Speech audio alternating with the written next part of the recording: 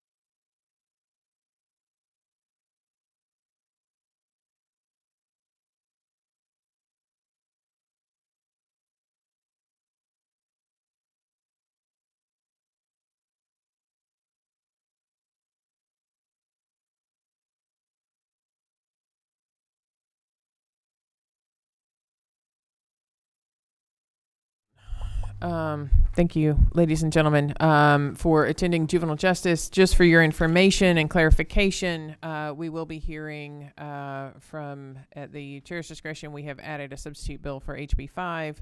We are operating for the information of our committee. Matt is handing out LC 297478S. The LC will be changing, but it is the committee substitute to the bill, and I will recognize Chairman Caldwell to present the bill.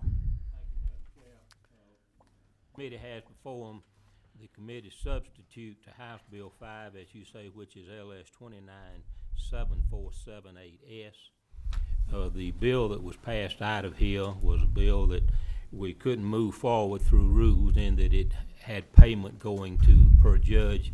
And what this bill does is it uses the exact same amount of moving the payment to the circuit of $100,000 from $85,000. But it does it on a per circuit basis instead of on a per judge basis, so it's back to the formula basically that existed prior to this substitute coming out. Also, it then moves for those judges that work part-time from 17 to 20, from 34 to 40, from 51 to 60, and from 68 to 80. Makes the effective date July 1 of this year if the funds are appropriated, and as I understand it, the funds have been appropriated for $800,000 in the House and likewise over in the Senate. So that's the bill. If anybody has any questions, I'd be happy to try to answer. I will parenthetically, as Chair of Juvenile Justice, offer the observation that this bill has brought to light some inequalities that exist throughout the state. So as this committee moves forward, whenever we're considering juvenile court judges and compensation and case counts and that sort of thing, we will be working with our Council of Juvenile Court Judges and our juvenile court judges across the state to be working at developing some standardization and some metrics by which we can work on some issues that have been brought to light. So with that, the bill is now within the committee. What is the will of the committee? There is a motion to pass from Chairman Welch. There's a second from Representative Lott. Any discussion?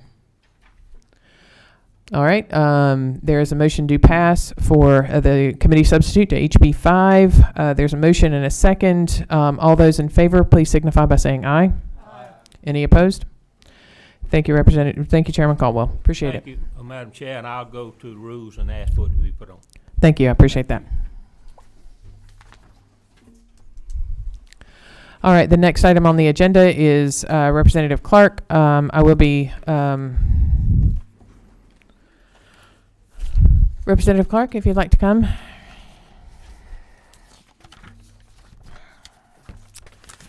Representative Clark is presenting House Bill 391. We are working from LC 336841. Representative Clark. Thank you, Madam Chair. I'm bringing House Bill, as you said, 391, and it's a bill that from 2002.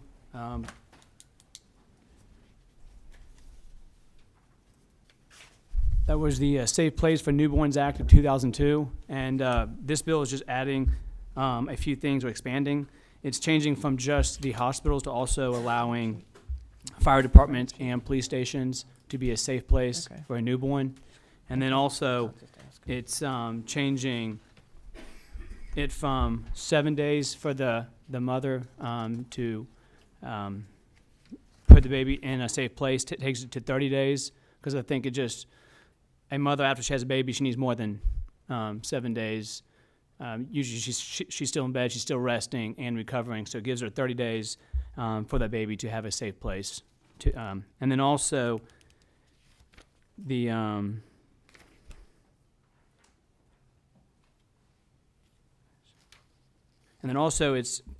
bill also allows, and we are currently one of the last states that still demands that the mother has to give her name and address. And since, I think especially even this state with the sex trafficking so big and all that, a mother does not always have her address and all that know it. So it just gives her also a chance to be able to protect her name, and because she could be in a bad situation, so it just protects her. And we are one of the last states that still does not give her that protection. We still will ask for her name and address, but if she declines it, she can still drop off the baby and the baby can be protected. So that's pretty much what this bill does going forward. Questions? All right. That's my job. Thank you, Representative Clark. Does committee members have any questions? There being no questions with the committee, is anybody in the audience? We didn't have time. We're operating a little bit on the fly today, so we did not put out a sign-up sheet. But raise your hand if you'd like to be heard on this bill. Oh, there's a question. Thank you, Madam Chair. I guess I do have a question about the fire department. I guess the fire department's okay, like fire chiefs are okay with this? Because I know that different departments have, some are volunteer, some are paid, some are there, some aren't there, but you have to leave it with an actual person. So that could be a volunteer person that's, right, according to this bill? Exactly. Yeah, we have reached out and we have not had any negative responses come back saying they do not want this. We are looking at going forward, and if someone wanted to offer, if say a fire station, I was thinking for the newborn fire station or a police station in rural Georgia, say it's not being occupied at different times because it's a volunteer department or something, then putting up a not occupied sign or something to let them know that at the current time, the newborn. I would direct member to line 31. It says, leaving her newborn child in the physical custody of an employee, agent, or member of staff. So, correct. As long as it, and yeah. I guess it kind of presumes somebody is there. Correct. And that's what I'm saying is I know somebody's there, but I just don't know. I'm not as familiar with fire departments. I just know that when I drive by them, they're not always occupied. But if they are occupied and someone's there, and they leave it with that person, and it is a volunteer fire department, is there any concern at all that you're leaving with someone? You're more likely to have, I guess, maybe people that are going to be there at a hospital or somewhere else. But I was just curious if there's any concern at all about fire departments. No, I don't think it's going to. And I think having these three places for them to be able to drop it off is better than dropping them off on a street corner. Yeah. This is a newborn that needs help. The mother needs help. She's in a situation. And this is the best situation I think is possible, and then leaving the baby on a street corner. Yeah. Okay. All right. Yeah. Thank you, Representative. Representative Quick. Thank you, Madam Chair. And just following up, that was along the same lines. I was wondering whether or not the Sheriff's Association and the other associations were supportive of the measure. I just didn't want to have a situation like 3 men and a baby or something. Yeah. Yep. And they don't know about it and they're not on board with it. So I've been working with the Hope Box, and we have reached out. And if there are concerns, I mean that we have not had yet. And if there are, then I'd love to hear. But I think going forward, from what we have seen and from the other states, they've been receiving, and I think Georgia at the same time, who we have reached out to, they have been fine with it. The chair did send a copy of the bill and notification of the meeting to both the president of the Chiefs of Police, Frank Rotundo, and the Terry Norris of the Sheriff's Association. So thank you, Madam Chair. you're welcome. 19, Chairman Welch. Thank you, Madam Chair. I'm just curious, has there been attempted drop-offs in the last year at a fire station or police station that we're aware of? There have been a number of places, fire stations, police stations, and when I was talking with the Hope Box, which they do a lot in that area of helping out newborns, and they've had a lot of the situations, because I think even myself, when I sat down and talked with them, the first thing I'm thinking are fire stations, police stations. That's what a lot of mothers are thinking right away. So I think this is great to expand it from the hospitals to the police station, fire stations. And the average, I think right now it's 2 mortalities each day here in Georgia, newborns. So I think it's, this is a step in the right direction of helping get these. I'm sorry, there's a mortalities as a result of a mother dropping off or someone else dropping off a child. No, from abuse of newborns and different things like that, neglect and all that. So this is a step in the right direction of helping that mother if she needs to drop it off and she can't take care of the baby or she's in some bad situation. Just let's give those newborns a place to be Okay, thank protected. you. Thank you, Madam Chair. Okay. Oh, thank you. 26. Representative Lott. I like to thank you for bringing this. I think it's a great bill. I'm just curious as to whether or not there was any discussion about how this is marketed. I know that sounds a terrible thing to say, marketed, but because even now there are places where you can drop a baby, but the problem is it ends up being the gas station. So in your conversations, which I think this is good, but how do we cure that still? How is this gonna? Are we just gonna assume that people are gonna think to go to the police stations and the fire stations? I mean, definitely that's something else we could always work on. But I was thinking at this bill, adding that to it. I do know there's a number of organizations like the Hope Box and all that are out there spreading the word to mothers, to clinics and hospitals and places like that. So I think it's a community coming together and helping spread it. And of course, if you have a idea of how we could get this out, I'd be open to it. Great. Well, thank you. Thank you, Representative Lott. Okay. Jason Spencer, I think no. Okay, you wave. 15. Is that Representative Gravely or Representative Collins? Okay. Representative Collins. Representative Gravely. Nope. Yeah. You. Thank you. I'd like to thank the author for bringing the bill and, note the fact that making fire stations, police offices, departments, these people are trained in emergency response. They're going to know some of the procedures on how to handle a newborn. The question would be on some of the volunteers whether or not they're going to be open at the time, but also